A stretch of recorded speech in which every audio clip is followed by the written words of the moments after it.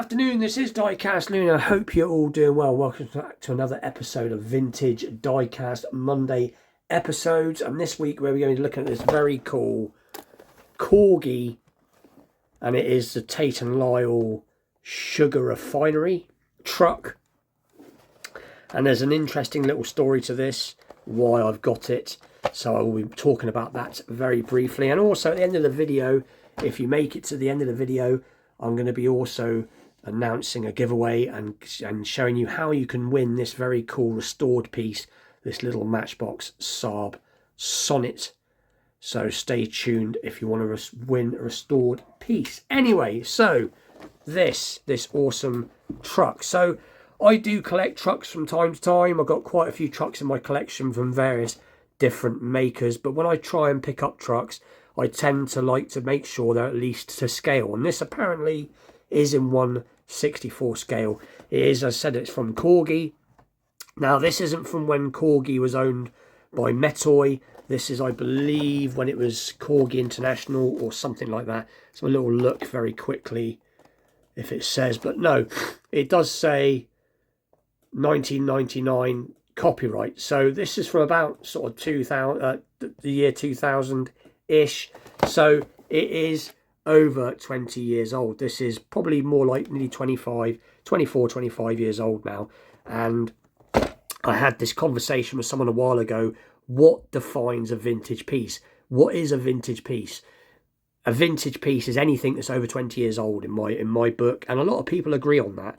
So that is what this is now, is a vintage piece. It may not be from the heyday of Corgi, but it is from Corgi. But anyway, let's get it open and take a look. So it's, let's see if we can get this open without ripping the box, because I want to store this in a bit. But before I open it, as I get ahead of myself, there is some other trucks in the range. As you can see, you've got a Kit Kat truck, a Royal Mail truck, and so on and so forth. But the reason this is significant to me is because another thing I want to touch upon very briefly while I'm talking about it is mental health. So my grandfather, years ago, he is long since dead now, but he suffered a bit of a breakdown. I suffer from mental health issues myself, and I know a lot of people out there suffer from mental health from time to time. And he ran his own business for years, quite a successful business, and whilst he was having issues back in the day, he went to work for Tate & Lyle Sugar Company or refineries, and he used to change the tires on the trucks. It was a very stressless job. It just went in, he did his job, and he said, I remember him saying, or at least he seemed to enjoy it, and then he went back to his business when he felt he could do. And that's what it was like back in the day. It wasn't like now where we get lots of help for mental health. They either stuck you in asylums or you basically went under. But anyway, he did go to work for Tate & Lyle, and I thought I would like to get a truck with Tate & Lyle on it, just to remember my grandfather, and that's why I've done it. And this is a pretty cool truck. I would have loved to have got the Matchbox version, but it's fetching £80. But anyway, let's take a look at the truck. So straight away, very, very weighty piece. So yeah, very weighty. It is based on, I believe the truck is, if we get some, let's have a little look on the box. I think it's an ERF. A little look, bear with me. Yes, so it is an ERF truck. I believe ERF trucks were originally founded in 1933 by, was it Edward Richard Foden, I believe, have I got that right? Edward Richard Foden, something like that. But I don't believe I think they ended up being taken over in the end. But yeah, that's when ERF was founded, 1933, and that is what this is based on. Not an older model. This is a lot later model. Obviously, this is a model from about the early 2000s, late 90s. But like I said, very nicely made. You've got the fifth wheel there. You've got some fuel tank detail. You can even see the air brakes there, or you can see what looks like the diff. Bit of dust, and underneath, if we get some extra zoom on, you can see the lower part of the sump. It's got twin wheels, which is cool because some models don't bother with the twin wheels. They just make one large wheel. The wheels aren't bad. Yeah, so it's not a bad model. It is basically it's not the same quality by any means like First Gear or anything like that, but it is a very nice weighty piece that would look good on any shelf, and it has also got some basic interior detail. So that is the truck.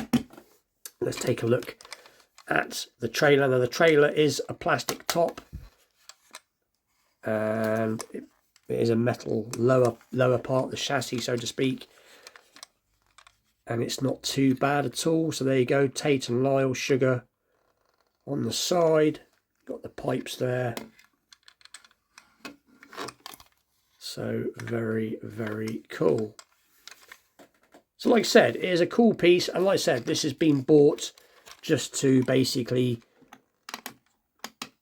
well, to remember my grandfather and the time that he worked at Tate and Lyle all those years ago. And maybe one day in the future I'll be lucky enough to get myself the Matchbox version, which obviously has some age to it. Obviously isn't this type of truck, it's a much older truck. Actual fact, I will leave what it looks like about now.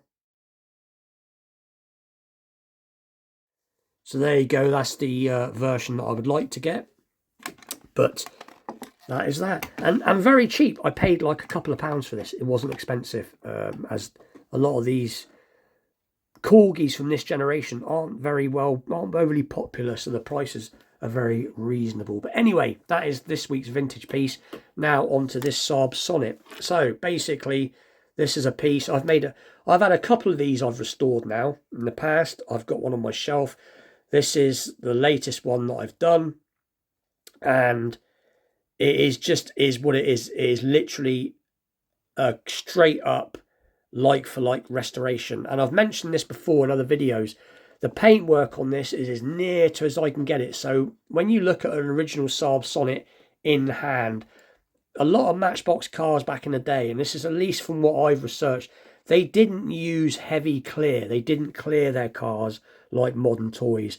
Most of the time they were just, it was a paint stage and there was no clear involved. And I think the clear didn't come along until a little bit later. And if they were using clear, it was very thin. So this paint got shine to it, but that is how they were. I've tried to replicate, I can't even say the word, replicate, there you go, how it was literally made. So all this car has had is straight up, it was in a poor state, broken suspension and all that good stuff. I just gave it a good clean, got most of the scratches out the glass as best as I could, gave it some paint to the same colour, and got an little opening boot. And you can see that it is a restored piece, because a lot of times it does look like it's not, but you can see where I've drilled it out and then it's been stuck back together. And the type of glue I have to use UV light, so it's strong. It's as good as screwing it together. And there's the base. So it is Matchbox Superfast Saab Sonnet 3, made in England, all that good stuff. So anyway, if you want a chance to win this restored piece, the usual thing, comment on this video, say that you'd like to win. As long as there's the word win in your comment, I will enter it into the hat, so to speak. And then next week, on the next episode of Vintage Diecast Monday, I will announce the winner. I am in the process of ordering a box for this, because I like to try and get boxes for all my cars when I give them away if I can. As you can see, it does roll. The suspension still works, even though it was bust. But it is a cool little piece. And like I said, I've done a few of these now. I've also done one in a variation colour. The screen was so badly scratched, but it has come up very well. There's the slightest of a crack, but you can hardly notice it. But this car is old. It is over 40-odd-year-old now. But anyway, with that, please like, share, subscribe, stay tuned for more vintage episodes, challenge videos, restorations, wheel swaps. You know the score with that. And I'll see you all very soon. Thanks for watching. Take care.